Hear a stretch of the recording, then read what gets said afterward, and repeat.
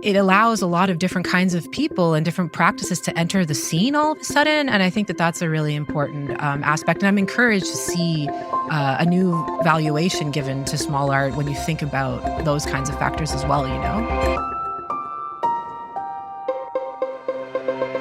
I'm Ben Davis, and this is The Art Angle, a podcast from Artnet News. Art comes in all shapes and sizes, of course, but recently it has been getting smaller. Or at least that is what is argued in an article by Kate Brown, Artnet's senior editor and my Art Angle co-host. The article is called, "Why is Small Art So Big Right Now?" Not so long ago, the trend was in the other direction. Gigantism and grandiose scale were the rage, and artwork stretched to environmental scale. There's still plenty of that, of course, don't worry, but Kate gathers together a number of signs and talks to a number of artists and art dealers, and it all points towards an interest in smaller, more intimate kinds of art experiences. And it turns out that there's a lot to think about in the question of small art, about the contemporary pressures on art, and about what makes an artwork valuable to look at in the first place. So we're having Kate on this week to talk with me about her article. Kate, it is great to talk to you about this piece. Hey, Ben. Yeah, I'm excited to get into it. Let's begin at your inspiration for this piece. What got you thinking about the question of small art? I think my answer has to do with big art. Since I've been working in the art business, I've always looked at paintings and wondered to myself at different points, like, could I have this in my house? Would I like to have it in my house? And often the paintings are so big that they would never fit on my wall. So the next question is who is this for? And I think we will talk a bit about some of the elitism and the democratization of different scales of work. So to answer the question a bit more directly, I started to hone in on this via a few artists. I think it was in 2021, maybe, where I saw the work for the first time of the American painter Brooke Sue, who I talk about in this piece. It was at a gallery in Berlin, which is called Kruppetaskeny Seidler. And Brooke is known for working largely with these green washes of viridian colors, and she plays with landscape and fairy tale and death. But one of the things that's really remarkable about her work is that her paintings are incredibly small. So, they're in some cases like a few inches long. And she was an emerging name back then, but I remember seeing her work at, I think it was Art Basel as well that year. And just in relation to everything else in the booth, just the experience of this like little painting surrounded by a sea of white wall just really struck me. So that was one artist that was maybe a catalyst for this. And then another artist is Curtis Santiago, the Trini Canadian artist, who's also become a friend of mine. He has been making these small, how do you describe them? Like they're miniature sculptures, right? Dioramas, maybe? Dioramas, yeah. Yeah, and they're inside jewelry boxes or maybe a cufflink box or a ring box. So they're pocket-sized works of art. And I spoke to him for this piece. I checked in with him again, and he was saying, when I first started making this work, a collector told me that I needed to be patient. And I think that really says a lot because at the time, that was not what people were looking for, right? And I think we're going to probably talk about... Be patient in the sense that the collector was saying to him, people don't really appreciate this scale right now, but maybe they will in the future, right? Exactly. Yeah. I think that up until maybe quite recently, small work has been associated with craftiness. Of course, the miniature is its own category of art that is a little bit more associated with craftiness and maybe even the cabinet of curiosities over the millennia. Small scale in general, it's always been there. People have been making art of different sizes the whole time, to be sure. But I think when you look at what was foregrounded in museums and in the art market discussions, it was not things that were generally under 100 centimeters. So there's been a change. And I think it's exciting to kind of look into what's behind that because I think there's a mix of factors that are playing into it. Yeah, and I will say, I just remember the first time I saw those works by Curtis Santiago. That was at the site Santa Fe Biennial some years ago. Mm-hmm. And despite the fact that they were, or maybe because that they were these very intimate works, these tiny little sculptural scenes set in these little boxes, they really stuck with me. It's a very unique format. For sure. So I'm curious, have you gotten any response to this article from people? Yeah, you always wonder when you're about to hit publish on something, like what people will say. But I was surprised by the level of engagement with the piece. Like we got such a big response. And also people were really like DMing and emailing me, like sending me pictures of their work or showing me this group show. Like it really goes to show that there's a big amount of people that have been making work like this that felt seen by this piece, that felt like that this piece captured a movement that has been happening for a while. So it was really encouraging, and there was lots of great responses from artists in particular.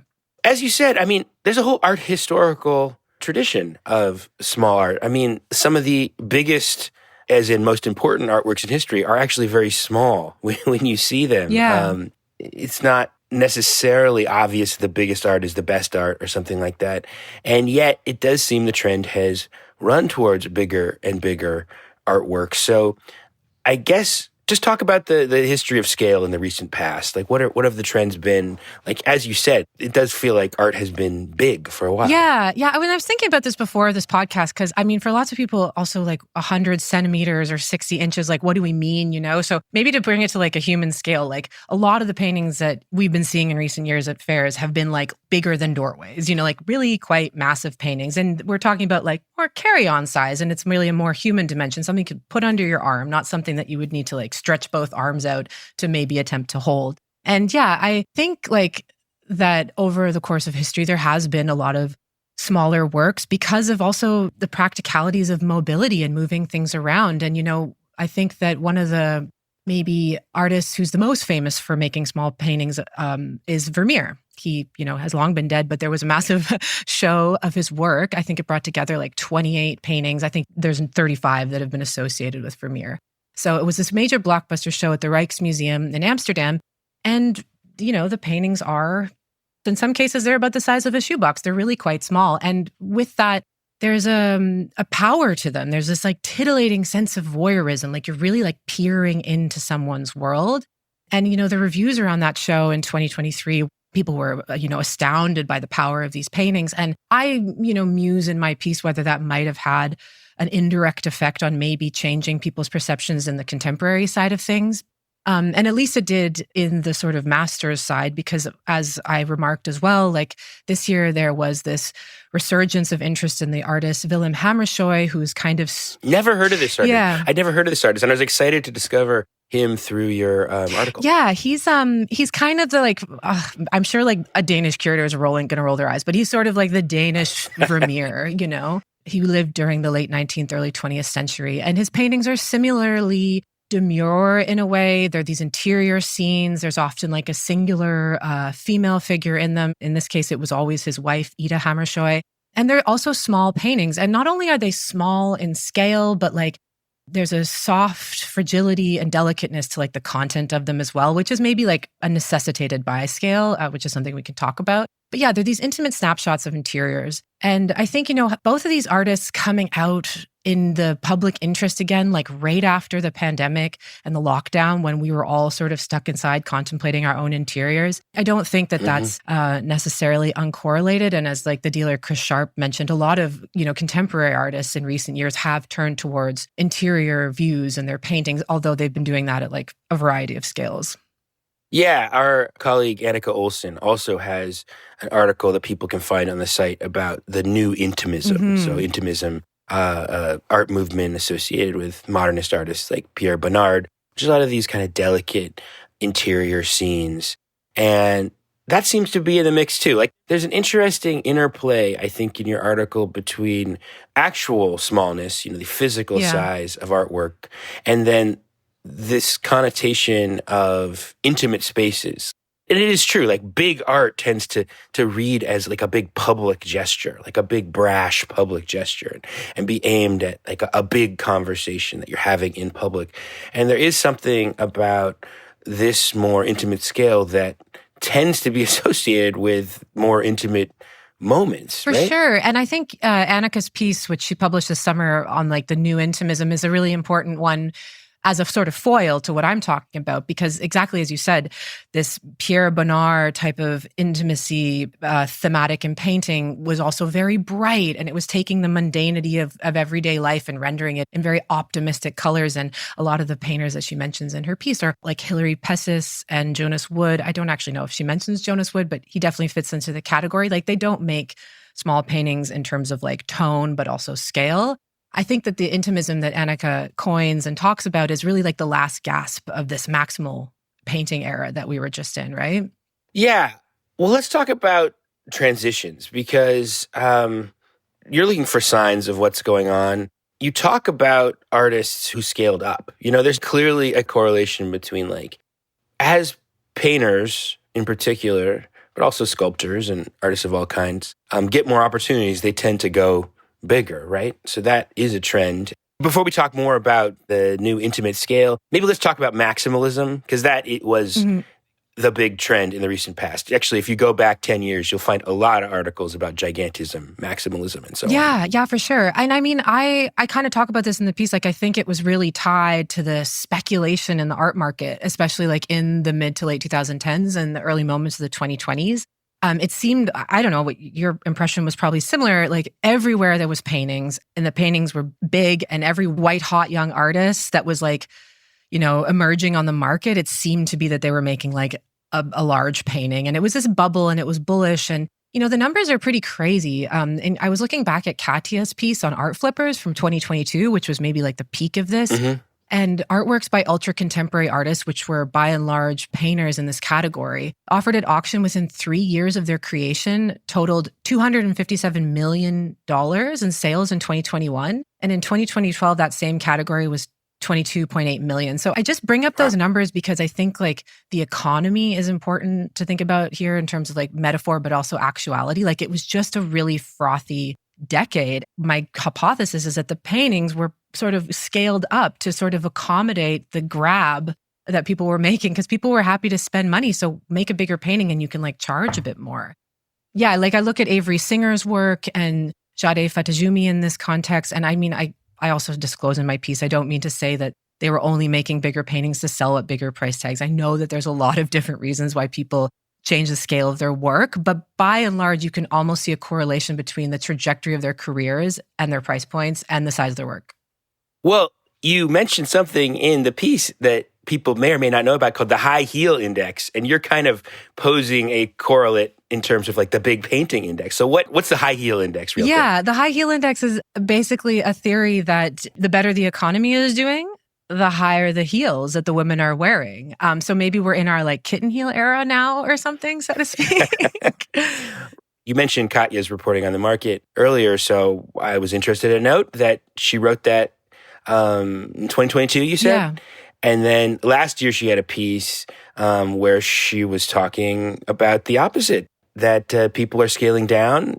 She says some suggested, talking about experts she's talking to, that an artist market could be reset by pivoting to smaller formats or different media. Instead of doing large-scale canvases, for example, an artist could focus on works on paper. So I feel like that tracks with your thesis. Have you seen the reverse? So you see artists scaling up as the heels get higher. And have you seen artists who worked big working smaller? Yeah. Yeah, it's funny when you start looking around for something, it starts to like show up everywhere. And I was in Paris in the fall for Art Basel Paris, and I don't know the entire catalog raisonné of Critic's work, the British painter. Perhaps he was making small paintings at some points. But I've always known Critic for his very large-scale figurative paintings, like monumentally scaled. And he had the show at David Zwirner in the fall called Joyful Sorrow. And there were these handcrafted frames, and draped over them was a piece of fabric. You had to get up close to it and actually like lift the fabric to see a small canvas that was, held within this frame. And these were about 20 by 20 inches or 60 by 45 centimeters. It's a notable departure for an artist like that, and also a gallery of that size as well.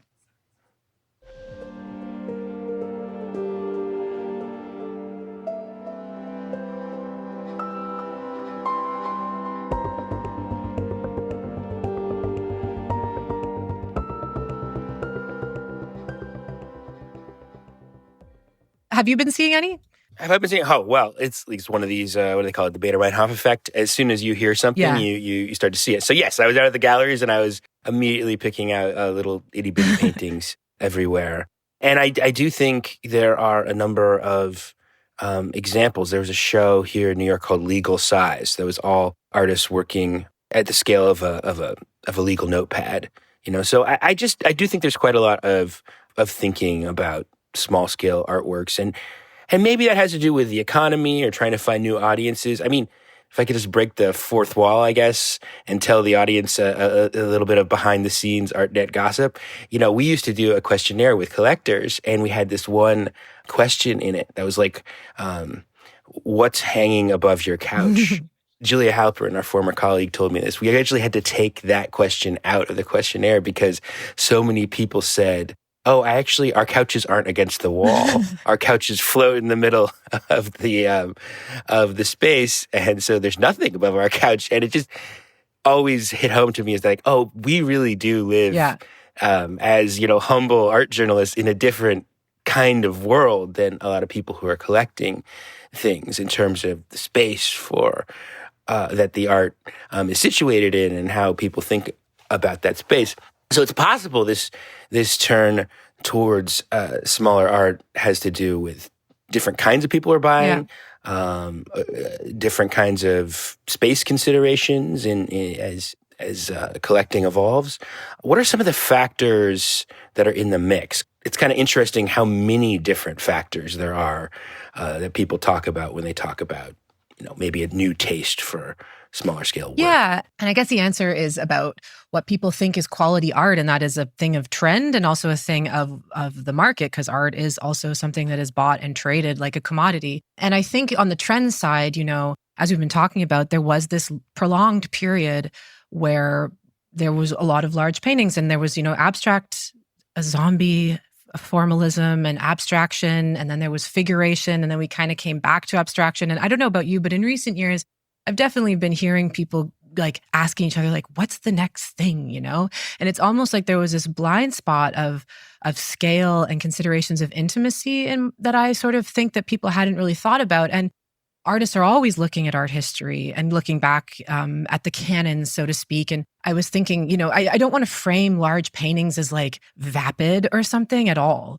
Carrie James Marshall's massive canvases, which are sometimes like 9 by 10 feet, they're subverting, subjects like Velázquez's La Meninas or something like that. And Kehinde Wiley, like, critiquing Eugene Delacroix. We were in this period for a while. And so I think it makes sense now that people are also looking at, Vermeer and Hammershøi and maybe also like the Wunderkammer and the Cabinet of Curiosities. Like people are always kind of mining new aspects of history in their contemporary work. So I think that that's at play.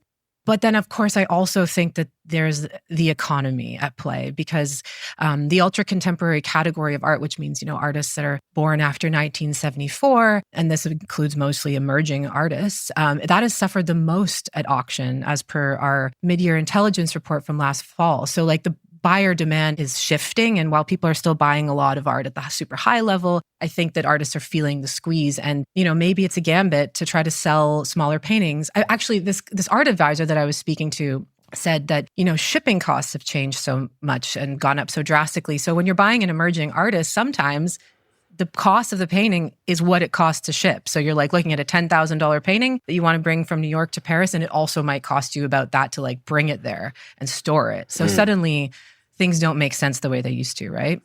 Or it might just make more sense to ship smaller stuff, you talk about storage and shipping. It's things that people don't think about, aren't particularly glamorous, but are a big cost of doing business when you're dealing with like physical objects. And both those things have gotten more expensive in the recent past. I guess another factor that's in the mix is the pandemic, right? That people collected a lot during the pandemic. I mean, the art market actually really boomed during the pandemic because people were decorating their houses. Yeah. And I think the pandemic really negatively affected, middle and lower classes. But I think people that were more affluent suddenly had a lot more savings than they ever had before. I mean, that's painting it in broad strokes. But I do think that there's been a massive shift the interest rates have changed in recent years. And so all of a sudden money's gotten more expensive. And that sort of frothy moment in the pandemic and just right after has completely like evaporated. And yeah, like I do think that the shipping question is really important. As you said, it's not something that maybe people who are interested in art think about a lot. But when you're buying art and you're looking at shipping, insuring, and storage, I mean, I think the shipping rates went up 6.9% in 2023. Like these are not small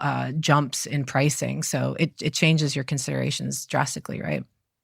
Well, in storage, in the sense that people collect it a lot, and when you collect a lot, you have to either show it or store it. And actually, if you really love the art, you can show a bunch more tiny works of art than big ones. Although maybe that's me with my tiny little apartment thinking, not the people. I think my couches don't float free. Yeah, and I think people like rotate paintings if their couches are against the wall, but you can only do that so many times a year, I guess. There's only 4 seasons. I suppose if you have your own personal curator for your mansion, you don't think about these things. So I have to admit, those I think are important factors, the economic factors. And I think probably when people hear the art's gotten smaller, that's probably the first thing they think of, that it's a sign of the time, just given, all the great economic anxiety that's been a part of the art conversation for the last year at least. What interests me the most about your article, though, is the other side of it, is people kind of renegotiating the value of what's worth looking at, some of the other factors, and maybe some of this making a virtue of necessity. But I have to admit, I was sort of convinced by them that there is something beyond just austerity going on in the interest in these more intimate kinds of works. Can you talk about some of that? Yeah, I mean, I think that large paintings have this association with a bravado, a sort of public showing. I think that when you think of a small painting, there's an idea of like maybe fragility and delicacy, and that they can be just as powerful in terms of their message. And I guess I was thinking, about the idea of what massive means. Like something can be massive and be small. It has nothing to do with size, actually. Yeah. I mean, I always think of, famously, Salvador Dali's The Persistence of Memory, the melting clocks. Looms so large in the cultural imagination. You see that painting up close, it is tiny, and it just goes to show you the difference between the power of an image and its actual size. And there's actually something powerful about it feels like some kind of concentrated memory that's coming at you because of its size. Totally. And people talk about the idea of like the snapshot, like the punctum, like Roland Barthes talks about, like the idea of like a memory as being a sort of snapshot in the mind. And this is not something that you're necessarily thinking of like a multi-paneled view. Like sometimes it's just the way that like a hair falls on a collar. Sometimes the most powerful conveyors of meaning can be really small moments. And also that doesn't necessarily need to be depicted at large scale. But I also think there's something like a degrowth sort of that mindset that is also really important. Like we talked about a little bit already, but this idea of like the democratization of art, that something can be small, that it can move around easily, that a person can make it when they don't have a massive studio, like Anselm Kiefer style, like it allows a lot of different kinds of people and different practices to enter the scene all of a sudden. And I think that that's a really important aspect. And I'm encouraged to see a new valuation given to small art when you think about those kinds of factors as well, You have some great quotes in the piece from artists talking about their experience, with the public around small art. And some of them describe almost like a patronizing attitude some people have to smaller scale works, where it's like you're not in the big time, It's like, oh, you'll get there someday, I can see you're good. And someday you'll be making bigger work, which I thought was interesting just because, like we said before, so much of the great art from the past is actually very small. Yeah, exactly. And I think that there's a fundamental misunderstanding on the part of people who don't make art that bigger paintings are maybe harder to make. And I think that was the point. It was this painter, Mia Middleton, who was saying that, she's been asked a few times, like, are you going to make bigger work? Or like, you'll get there eventually, or like people requesting that as if that's something that she should eventually arrive at. And that's never been her intention, and so far isn't going to be. And I heard that from also some dealers who represent artists who make smaller paintings, that there's this sort of idea that someone will eventually scale up again, like that there's this correlation between success and scale, which, I think we really need to like decouple those two things. Yeah, I mean, you're not paying by the foot. Yeah. When it comes to painting, I mean, although there's something to be said for ambition and grand scale, and like you said before, I think you alluded to this already, but there's also, it seems to me, something in the mix here about digital media. Like that seems to be an independent aspect. You talk about this show that I have to say sounds fantastic to me. I didn't see it. Curated or co-curated by the artist Elizabeth Jaeger, called Double Threshold. And maybe you could describe that, because I think it says something really interesting about the way in a digital time, like the actual scale of you experience up close takes on a new kind of accent for people. Mm-hmm. Yeah. And, before I get into it, I think it's important what you said about that Dali painting that, you had seen so many times, but when you actually see it in person, you realize that it's quite small. And I think that is exactly how most of us experience art, in the form of a JPEG. And unless like there's a person standing in front of it or a floor photoshopped into it, like you really have no idea how big it is. So any kind of bias that you would bring to it is not there until you see it. Oh, I have to say, the quote that blew me away from your piece is the art advisor saying, as evidence of this trend you're talking about, that I've noticed a lot more collectors asking to actually see the art before they buy it these days. And I was like, whoa, wait, they were buying the art without seeing it? That's the headline for me. Yeah, for sure. I mean, that was like the PDF era, and I think dealers were able to sort of send off email PDFs of pictures of paintings, with a floor or maybe someone standing in front of it. So you had a sense of the size, but we're hearing it a lot in our reporting. Like people are thinking a lot more about what they're buying before they're buying it. People are not opening their wallets as readily. And that's a good thing for conversations and rigor, for sure. But it also puts a lot of more onus on the dealers. And yeah, people are wanting to see paintings in person before they buy them. And so suddenly you have a different kind of discussion going on, right? Because as I think we should talk about, like looking at a small painting has a certain kind of effect on you versus a big one in terms of how you negotiate the space. Yeah. And so to come back to this exhibition that you were talking about, that was curated by Elizabeth Jaeger and Ingrid Lundgren at Winter Street Gallery. It was called Double Threshold. It was a group show. And they put a really fascinating limitation on the show, that they had basically two miniature versions of the space on plinths. And then they had, of course, like the exhibition space. And each artist was invited to introduce a work into the miniature and introduce a work into the actual exhibition space. And I thought the show was really interesting. I didn't see it in person, but what it did was it destabilized the viewing online so much, because you were suddenly looking at these install views and then realizing you were actually looking at a miniature model and then seeing kind of out of focus in the background, like a larger version of the space. And it gave artists an opportunity to explore scale in their work in like a completely different way. And it really was a critique of this idea of scale and how we value scale, but also how we look at art online and how you can sort of subvert that and change the experience of it. Yeah, it's interesting because, a little more than a decade ago, in the post-internet era of art, when there were a lot of artists who were really interested in playing around with what it meant to show online, there was an important essay by the artist Artie Vierkant called The Image Object Post-Internet, which was sort of talking about this, and one of the artistic strategies would be to like curate fake shows, curate artworks into digital spaces that looked like they were a real art show, but they would actually only exist online, and theorizing what that condition meant as a digital artist. So I just think it's really fascinating that here we are 12 years later, and now it's like painters kind of employing some of those same strategies. And in some ways, like it kind of throws into the relief the actual experience of the IRL, in gallery physical experience against the digital, because it's like suddenly that experience I had of going from the Dali image as being this kind of enormous thing that follows me around in the image space to seeing it up close.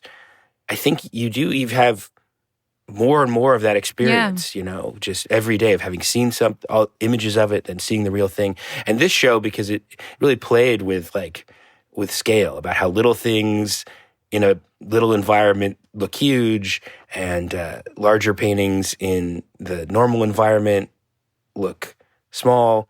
And in comparison, I do think there's something really fascinating about that, about playing up those experiences of actual scale. Totally. And I do think that the Chrysophilia gesture of having the little curtain you raise, I think that's very pregnant and very contemporary, even though it calls on, various histories of art historical objects and ways of viewing. But sure. Because it's really up close where you see that something's not pixelated, right? Where you see the detail, the analog character of the details. Yeah. And I mean, I think I talk about this in my piece. Like when I saw Jade Futazumi's work at Frieze, to try to get the view of the piece, I had to actually stand quite far away from it to get it into my full vision and really kind of absorb it.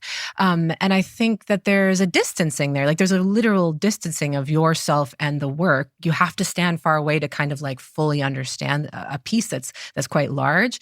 And, in contrast, a painting like Chrysophili's or, some of the works in this exhibition, Double Threshold, is that there's no threshold, to bring up that word again. You can cross it very easily, and you just want to walk up close because you physically need to be able to see the work. They described it actually as an immersive experience. Like suddenly you're immersed up close with this painting in a completely different way. And you can see that at the Vermeer exhibition, in the installation views, everyone's just kind of crowded around these small, relatively small paintings, right? The idea that the word immersive shifts meaning here, I find delightful, because immersive art has been one of the avatars of gigantic art in a way, and in some ways, I also thought about that as relating to digital stuff, that people wanted to feel like they were in a space, they wanted to feel surrounded by things, they wanted to feel scale in a different way.